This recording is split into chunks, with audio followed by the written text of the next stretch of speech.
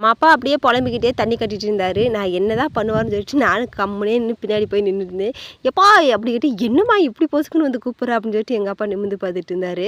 இங்கே வாப்பா வாப்பான்னு எதுக்குமா என்னைய கூப்பிட்ற அட வாப்பா அப்படின்னு சரி இந்தா வரமே அப்படின்னு சொல்லிட்டு அங்கிட்ட மம்டியை வச்சுட்டு வந்தார். இந்தப்பா உனக்கு கிழங்கும் தண்ணியும் டீயும் கொண்டு வந்திருக்கேன் அப்படின்னு முதல்ல தண்ணியை கொடுமா இது எதுக்குமா எனக்கு கொண்டு வந்து அப்படின்னு இல்லைப்பா நீ தண்ணி கட்டையில சாப்பிடுப்பா அப்படின்னு சொன்னேன். முதல்ல தண்ணி தாம்மா குடிக்கணும் அப்படின்னு சொல்லிட்டு தண்ணி குடித்தாரு.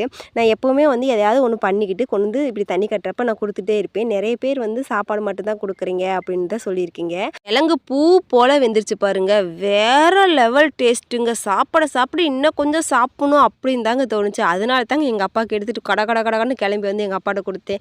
எங்கள் அப்பா சாப்பிட்டு பார்த்துட்டு எப்படிப்பா இருக்குது அப்படின்னு கேட்டேன். டேஸ்ட்டு வேறு லெவல்மா சூப்பராக இருக்குமா, இன்னும் 2 கொண்டு வந்துருக்கலாம்ல அப்படின்னாரு. நீ இதவே சாப்பிட மாட்டேன் மீதியை வச்சிருவேன், நான் போய் தண்ணியை திருப்பேன் அப்படின்னு சொல்லிட்டு தண்ணி திருப்ப ஆரம்பிச்சிட்டேன். எங்கள் அப்பா உடனே நல்லா இருக்குமா இதே மாதிரி இன்னும் 2 கிலோ வாங்கிட்டு வந்து வேக வைக்கலாம் அப்படின்னு சொல்லிட்டு இருந்தார். அங்கேருந்து சவுண்ட் விட்டு பேசிக்கிட்டே இருந்தார். நானும் தண்ணி தெளிப்பிட்டே இருந்தேன். சரி மெதுவாக நீ ருசிச்சு சாப்பிட்டு வேமா வாப்பா அப்படின்னு சொன்னேன். அவரும் வந்து தண்ணியை மாற்றி விட்டார். நான் மாற்றி விட்டேன்னு எனக்கு டீ சாப்பிட்ற மைண்ட் செட்டு தான் அதிகமாக இருந்துச்சு. நான் ஒரு கப்பு ஊற்றிக்கிறப்ப உனக்கு ஒரு கப்பு வச்சுட்டு போகிறேன், அப்புறமேட்டு குடிப்பா அப்படின்னு எங்கள் அப்பா கிட்ட ஓவராக சவுண்டு விட்டு சொன்னேன். சரிம்மா அப்படின்னாரு. வாங்க ஃப்ரெண்ட்ஸ் எல்லோரும் டீ சாப்பிட்லாம். கிழங்கு கொண்டு வந்து கிண்ணியை ஒரு வாஷ் பண்ணிவிட்டு நம்ம தான் எது எடுத்தாலும் ஏதாவது ஒன்று பறிச்சுட்டு போகாம விட மாட்டேன். தோட்டத்துக்குன்னு வந்துட்டா நம்ம மல்லித்தலை குட்டி தலையாக இருந்தது பூரா கொஞ்சம் பசன்னு பெருசாக இருந்துச்சு. விடுவேனா நான் அதை பறிக்க ஆரம்பிச்சிட்டேன். மண் அதிகமாக இருந்துச்சு.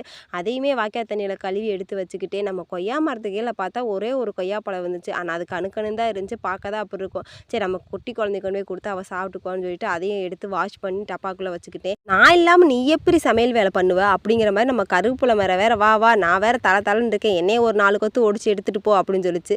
அதையும் பறித்து நான் வச்சுக்கிட்டேன். நம்ம கருவேப்பிலை மரத்துலேயே சங்குப்பூ செடியை வழியே ஏற்றி விட்டாங்க. அதையும் பறித்து வச்சுக்கிட்டு ஏங்க சொல்கிறீங்க சுத்து சங்குப்பூ செடியை வச்சுக்கேன், டீ போட்டு கொடுத்தாலும் யாரும் குடிக்கவும் மாட்டேங்கிறாங்க. 4 பச்சை மிளகாயும் பறிச்சுக்குவோம் தேவைப்படும், அப்புறம் வீட்டில் போய் திருப்பி வரணும்னு சொல்லி அதையும் பறித்து எடுத்துக்கிட்டேன். ஓகே ஃப்ரெண்ட்ஸ், இன்றைக்கான விவசாய வேலையும் எங்கள் அப்பாவுக்கு கொடுத்த கிழங்கு உங்களுக்கு பிடிச்சிருந்துச்சுன்னா, நான் அறுவடை பண்ணது உங்களுக்கு பிடிச்சிருந்தா like and share support subscribe பண்ணிக்கோங்க. டாட்டா பை பை, எல்லோரும் ஹாப்பியாக இருங்க, ஹாப்பி லைஃப்.